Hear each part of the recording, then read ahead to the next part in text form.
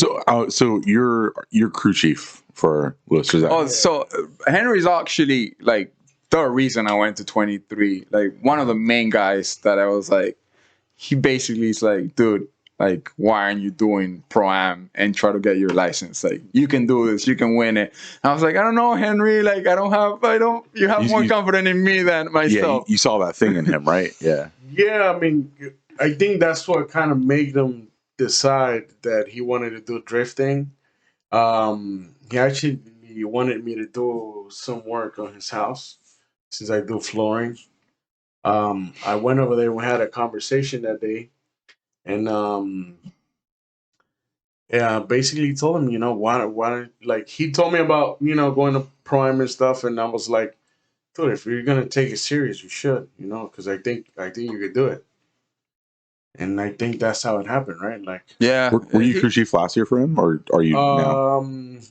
He started out spotting. I started spotting. Yeah, what's like the evolution for you, like into that? Okay, so at first we didn't know what to do, right? Like when we talked that day, I was like, dude, if you're serious about this thing, like I'll help you.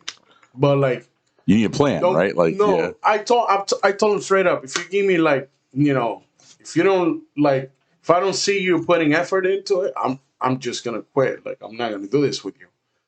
So because it takes time. This is something right away. Yeah, right away he just got on it. Like, all right, this is what we're gonna do. Yeah. Like, dude was prepared for everything. So I don't know. At the beginning, I think we didn't really have a plan, right? Like we just, all right, I'll spot. Like it felt like it was natural for me to do it. Yeah, we were sitting at the table and we were like, we need a team. So who can we get to come help in? So how many people did you get?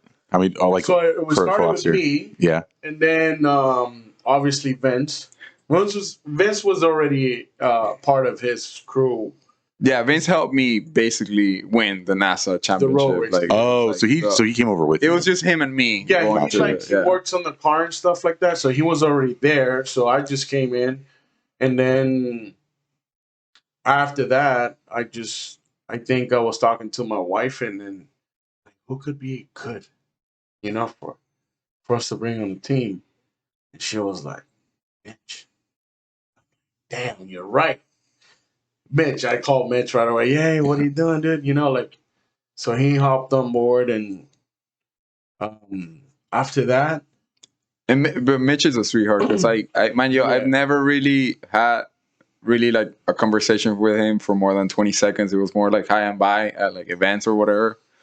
And he came in. You guys know him, right? Like, Mitch is like, he's always, even if he doesn't drive, because he does drive, he's still at every drift event. Yeah. Something I don't know if everyone appreciates, especially so you brought someone that resonates with me. Mm-hmm. Like when you're helping somebody with when you're helping a driver with their, program, their dream, like they gotta be like, you're spending your time for free typically. You know what I mean? You're volunteering time, energy, ideas, like you're pouring like kind of yourself into that person. They definitely got to be on their game. Right. Exactly. They got to be a hard worker to like show you they appreciate and understand that. Right. I think I told him that since the beginning. That way, if something were to happen. Yeah. Mitch gives more than that though.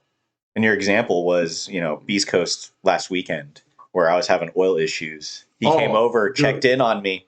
And he's like, if you need anything, let us know. And I was like, one thing I need is to know where the hose is. Next thing you know, 30 minutes later, comes back over and he's like, hey, the hose is over here. Do you need anything else? And I was like, bro, thank you. I owe you a drink. That's how we met Mitch. Like Mitch, I remember clearly like it was yesterday.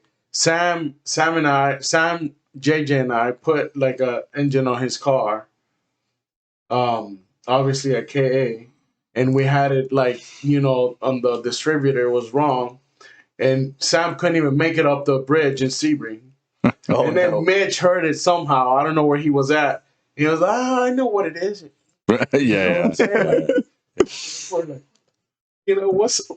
Who the hell are you, dude? Yeah. Yeah, dude, you just do this. And I'm like, oh, okay, dude. And after that, Mitch, like, we always saw him on the track, So did you have all that in place before round one last year? Or was that kind of like a slow roll into the season. Did Mitch go into round one?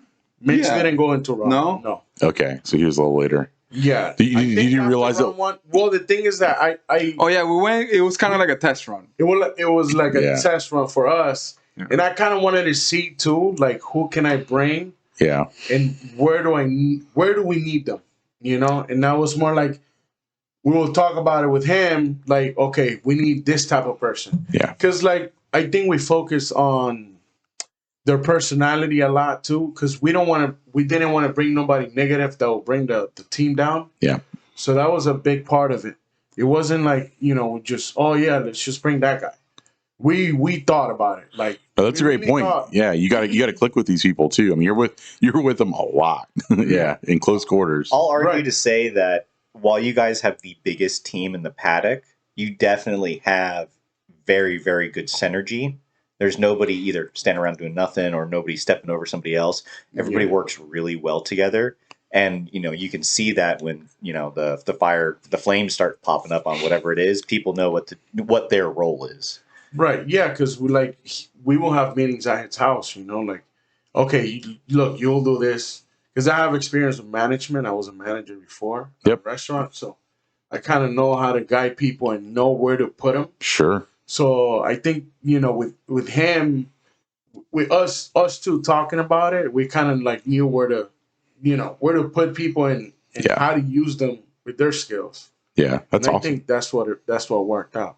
That's huge. Having that ability is huge. And do you think that growing from initial spotting and the initial round one, you wanted to maybe grow your role more into that crew chief as you are now in order to help maybe Lewis focus on driving? I always had the mentality of I'll do whatever it takes. Okay. If you tell me, look, Henry, you're not gonna spot, you're gonna change the tires, then all right, let's just let's do it. So I never wanted to be a crew chief, but I guess I kind of play into that role because, like I said, I kind of know how to like manage people and put people here and there. Like he was potting and crew chiefing at the same time, so it was like, Yeah. okay, so, yeah, you know what I mean? So I know that struggle. yeah, and I don't know. I kind of get into this mindset of I have to see like a big picture for me to know where to go. Yeah. So I don't know. It just kind of happened that way. That's awesome.